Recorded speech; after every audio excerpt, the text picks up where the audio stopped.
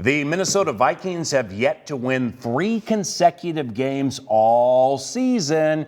And here come the big bad LA Rams with 10 victories. Welcome to the winning formula. It's Paul Allen, joined by Ben Leber and Gabe Henderson. Let's begin here. Dalvin Cook, one of the very best multifaceted running backs in the NFL. Ben Leber, how can we put Dalvin on a good game with a winning formula to tear up these Rams?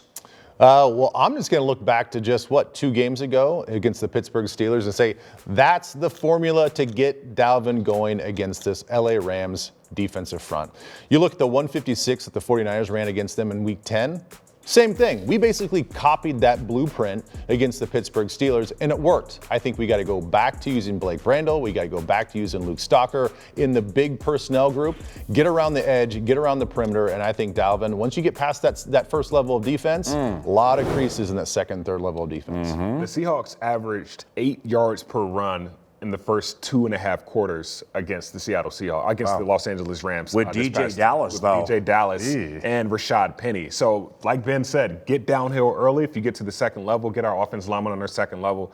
I think it's a big day for Dalvin.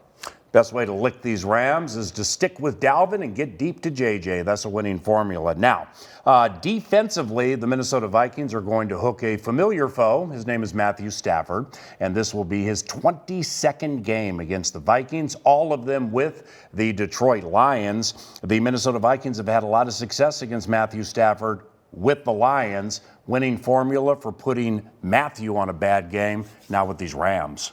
My opinion is you got to hold the disguise. I know a lot of quarterbacks, when smart quarterbacks, they'll go wide 80 and then just let it hold, and usually the defense will get out of their disguise and show what they're actually doing. This defense, Mike Zimmer defense, they do a really good job of disguising, but you have to stay in that, make him confused. You got to make him throw balls that he doesn't want to throw, but also make him force throws. Matt Stafford, he will force a lot of throws because that's just who he is. That's what makes him great also, because he can put the ball in areas that his receiver is not yet in, but also his receiver will ultimately come in and catch it. But still, if his receiver is not there, that usually turns into interceptions for our defense. So Matt Stafford, 10 interceptions this year, 6 of those have come in 4 losses, and I think that'll be another key element for this defense this week. Stafford, first overall pick in the 2009 draft, which means Nacho played against him. That's right. What do you remember?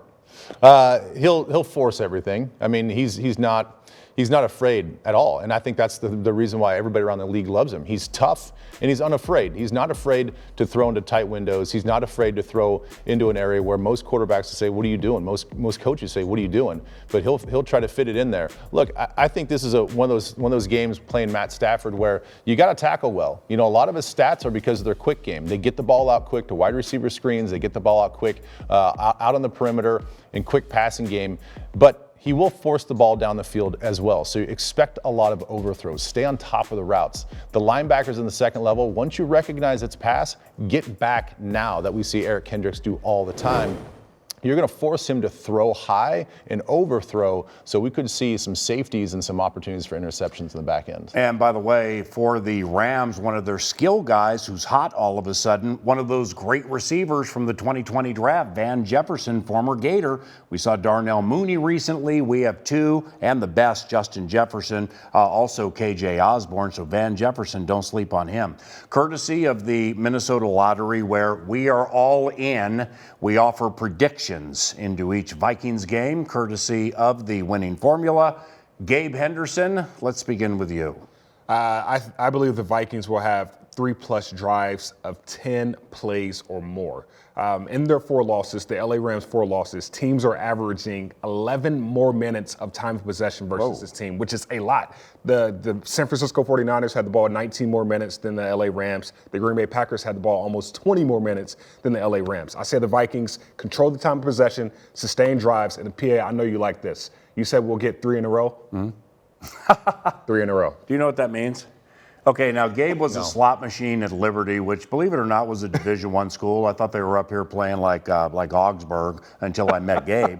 And Gabe was good, okay? We ain't going to turn this into a winning formula highlight package, but when he would score, he would put this next to his helmet. I've seen the highlight package. What did it mean? Mom, dad, brother. Right. So 3 to the head. Yeah, so therefore, if you ever see us in the Vox Box do this, it's paying homage to his days at Liberty. But this week is paying homage to the Minnesota Vikings getting their third straight win on Sunday. Yeah, wasn't that a great story? Anyway, Nacho, courtesy of the Minnesota Lottery, what's your wacky prediction? My wacky prediction is, just like I mentioned with the safeties, some overthrows, linebackers helping out in that area, I think that we're going to have at least 2 interceptions against Matthew Stafford. He doesn't have a great amount of success in our stadium. I know he's got new team, new feel, new vibe, all that stuff, but it's still the same Matthew Stafford. He's going to try to fit in some tight window throws, and I think our linebacker is going to do a great job of getting back, getting depth, and I think those safeties, as long as they stay over the top, and if we get some of this disguise that Gabe was talking about, I think we can have a few interceptions. So I'm saying at least 2 interceptions for our defense. Boom. So we've gone 2. We've gone 3 wins in a row from Gabe. I'm going to use the number 4. And once again, thanks to the Minnesota Lottery for support and endorsing winning formula here at theold.com. Matthew Stafford in his last 7 against the Minnesota Vikings, he's only been sacked 26 times. So we're going to get 4 sacks in this game.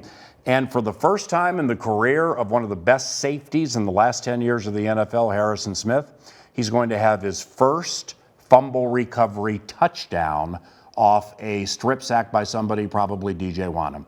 Harry the Hitman, 4 pick sixes, first fumble recovery touchdown coming this game, courtesy of the Minnesota Lottery. And that will lead us to, everybody, Ben, 3 consecutive wins, hitting the lottery this Sunday right here at US Bank Stadium. Gabe, Ben, Paul, Merry Christmas, and thank you very much for watching.